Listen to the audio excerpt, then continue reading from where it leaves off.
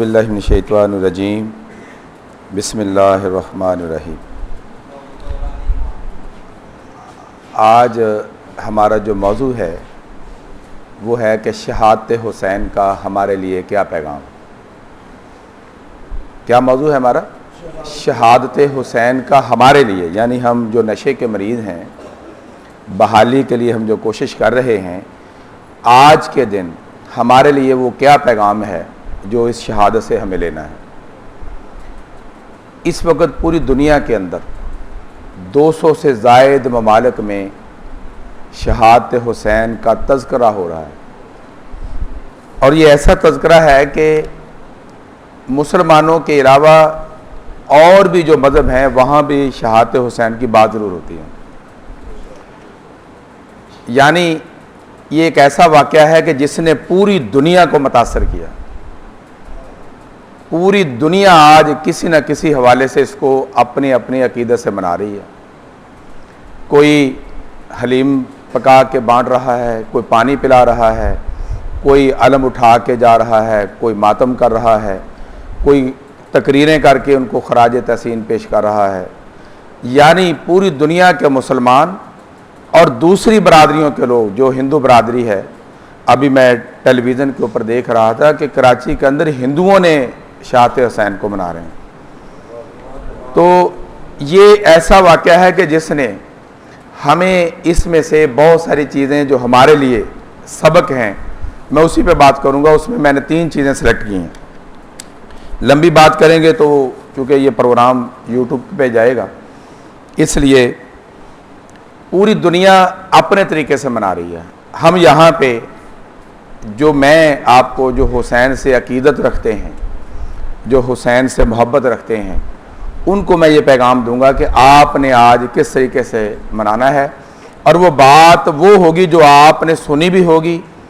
ये ऐसी बात नहीं होगी कि ये आपने पहले बात सुनी नहीं है। लेकिन इस बात के ऊपर बहुत कम लोगों को इल्म है कि असल में शहादत हुसैन हुई क्यों है। आप तारीख उठा के देखें कि इधर भी लश्कर यजीद नमाज पढ़ रहा था, इधर लश्कर हुसैन भी नमाज पढ़ रहा था, कोई मसला नहीं था। इधर भी कुरान की तलावत हो रही थी, इधर भी कुरान की तलावत हो रही थी। इधर भी हाफिज़ कुरान थे, इधर भी हाफिज़ कुरान थे, यानी दोनों मुसलमान थे। तो फिर ऐसी कौन सी वजह थी कि हज़रत इमाम हुसैन ने यजीद की बैत नहीं की? हालांकि वो मुसलमान था, उसका मज़हब कोई और नहीं था, वक़्त का हाकिम था। लेकिन अब सवाल पैदा होता है कि हज़रत इमाम हुसैन ने उसकी बैत क्यों नहीं की? एक मसला है ना, नमाज का तो मसला नहीं है, कोई और मसला नहीं है, कुरान का मसला नहीं है, कुरान सब एक है, अल्लाह को वो भी मानते हैं, वो भी मानते हैं। तो असल में जो मसला ये था कि हज़रत इमाम हुसैन को मुतालबा किया गया कि यजीद की बैत करो।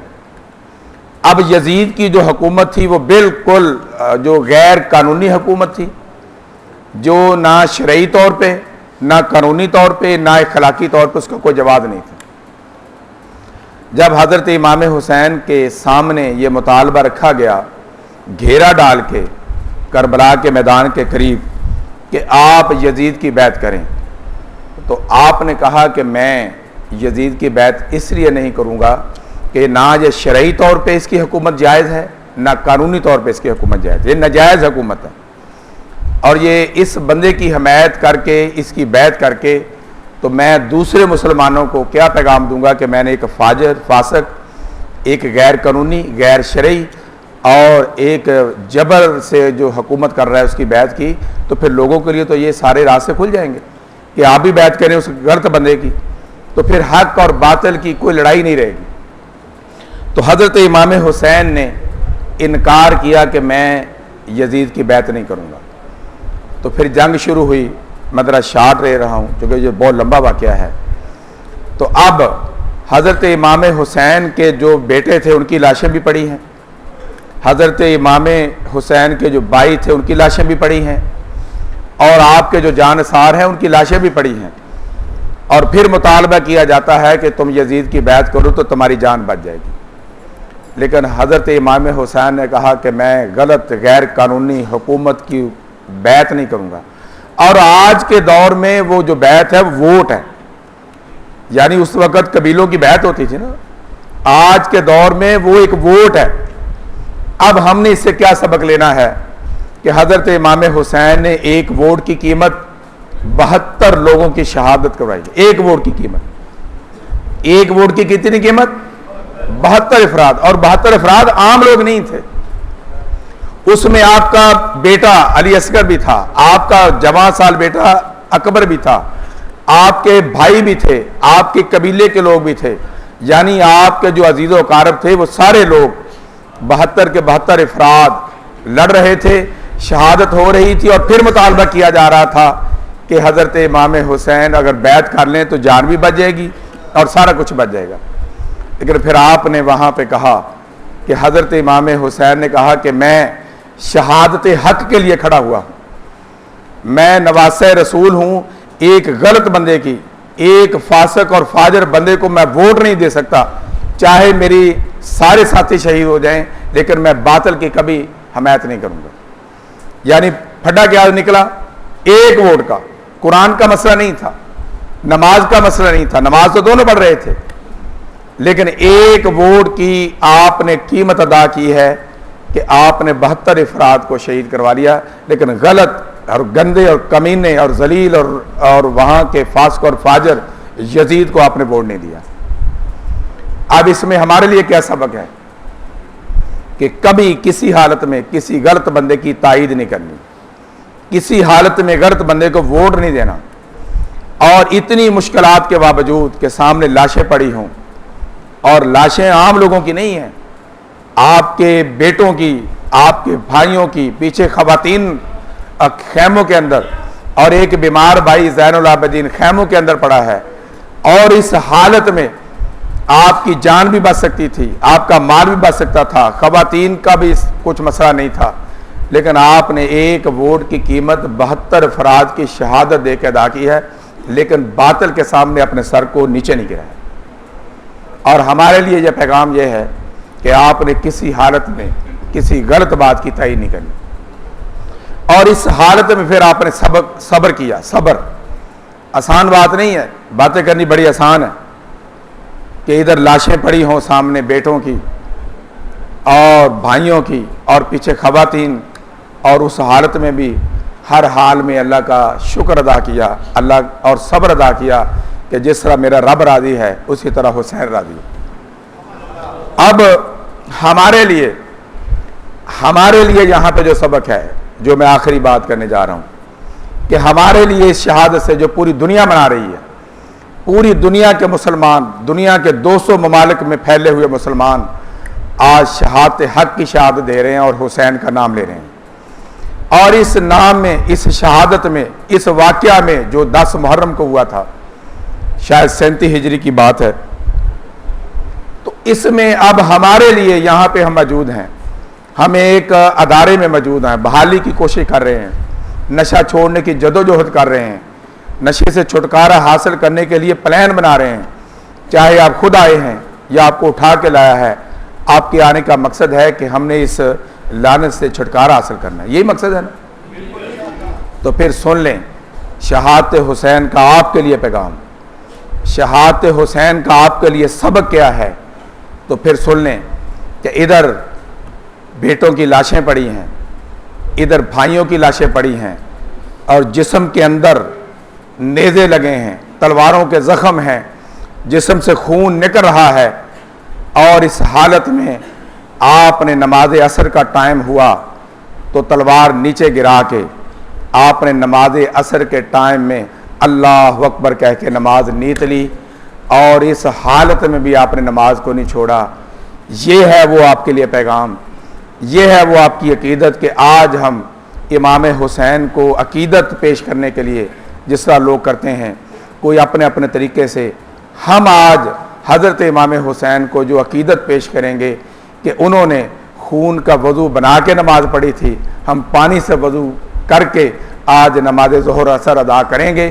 तो ये अल्लाह का भी हुक्म है और हज़रत इमाम हुसैन की सुन्नत है कि जंग के दौरान जब आपके जिस्म से खून निकल रहा हो, आपके जिस्म में ज़ख्म चूर हो, उस वक़्त भी आपने अल्लाह का नाम लेना नहीं भूला और उस हालत में भी आपने अल्लाह अकबर कह के नमाज नीत ली, और बुज़दिलों ने और फासिक और फाजर लोगों ने जुल्म और बर्बरियत की इंतहा की कि सजदे में गए हुए सर को काट के तो फिर फतेह का ऐलान किया। और उनकी फतेह थी, लेकिन ये उनको नहीं पता था कि ये उनकी शिकस्त है। आज पूरी दुनिया के अंदर हुसैन का झंडा लहरा रहा है, यजीद का झंडा गर्क हो गया है। आज यजीद का नाम लेके लोग गालियां और लानत बेचते हैं, हुसैन का झंडा लहरा के लोग उसकी शहादत मना रहे हैं। आपके लिए क्या पैगाम दिया मैंने? शहादत हुसैन का आपके लिए पैगाम कि अगर उन्होंने खून आलूद कपड़ों में जिस्म जख्मों से चूर होके वहां पे जब अल्लाह के रास्ते में जान दे रहे थे, अब वहां पे अल्लाह ने नमाज का पूछना था कि हुसैन तुमने नमाज पढ़ी है कि नहीं, लेकिन आपने उस फर्ज को अदा किया जो अल्लाह का था, जो आपके नाना का था। तो क्या आज हम यहाँ पे फारिग बैठे हैं, कोई काम नहीं, यहाँ पे खाना है, चाय पीनी है, सिगरेट पीने हैं, क्या आज हुसैन को अकीदत पेश करने के लिए इससे बड़ा कोई और तरीका है कि हम जिस तरह उन्होंने नमाज असर में सर कटाया था, हम आज नमाज असर पढ़ के उनको खराज तहसीन पेश करें, उनको खराज अकीदत पेश करें और उनको बताएं कि आज आपकी जो शहादत है ये पूरी दुनिया के मुसलमानों के लिए एक मशले रहा है। तो हमारे लिए आज ये पैगाम है कि आप यहाँ पे मौजूद हैं, एक कैद में हैं, चूँकि अदारे के अंदर कैद होती है, बाहर नहीं जा सकते।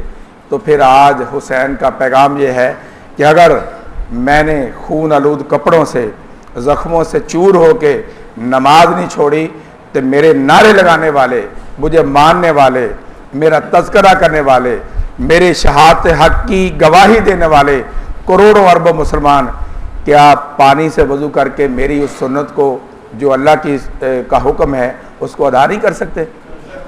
तो फिर अगर आप हुसैन से मोहब्बत है, अगर आप हुसैन से कुछ लेना चाहते हैं तो आओ। हुसैन इब्न अली कहता है कि तो फिर नमाज अगर मैंने जंग के ऊपर भी पढ़ी है तो तुम यहाँ पे पढ़ो। ये था आज का हमारा मौजू कि शहादत हुसैन का जो पैगाम हमारे लिए है, नशे के मरीज़ों के लिए है, यानी आपके लिए है कि आज के बाद हमने उनको अकीदत पेश करने के लिए कि नमाज की पाबंदी करनी है। यह है शहादत हुसैन का फ़लसफ़ा, यह है हक़ की शहादत, यह है इमाम हुसैन की शहादत, जिसको हम अपने तरीके से मुनफरिद तरीके से मना सकते हैं। कोई जो भी बाहर जिस तरीके से मना रहा है, आज हम नमाज ज़ोहर और नमाज असर और उसके बाद मगरिब और इशा इस तरह पढ़ के उसको खराज तहसीन पेश करेंगे।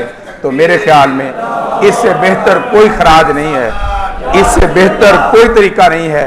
जो मैंने शहादत हुसैन से मैं देख रहा था कि पूरी शहादत में क्या सबक है हमारे लिए, तो ये वो सबक है कि आपने सुना है कि शहादत जब आपकी हुई तो नमाज असर में हुई थी, ये सुना है आपने? तो फिर मैंने कोई ऐसी बात तो नहीं की जो आपने पहले सुनी ना हो, असर में हुई थी।